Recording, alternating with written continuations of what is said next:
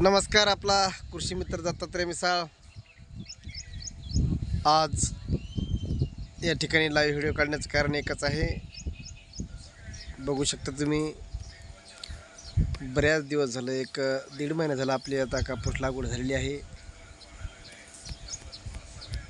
आणि कापूस लागवड झालेली आहे, पण मध्यंतरी एक 25 दिवस पाऊस नसल्यामुळे कापसाची थोडी वाढ कमी झालेली आहे.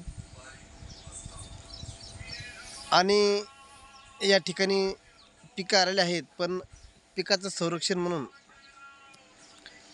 या ठिकाणी आता पीक विमा भरणं चालू आहे.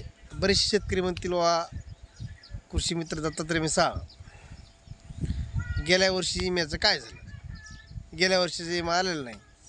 दरवर्षी आता विम्याला पैसे समजा भरून काय फायदा? शेतकऱ्याला काही माहीत नाही.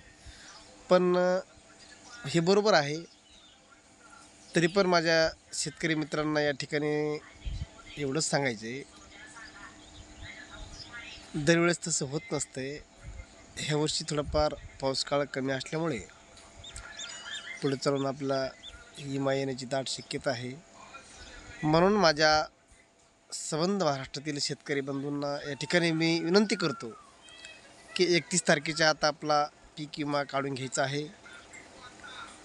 आणि आता पीक भरत असताना शक्यतो आपल्या शेतात जे पीक आहे तेच लावण्याचा प्रयत्न करायचा आहे. ह्यावेळेस कडक असं शासनाने नियोजन केलेलं आहे.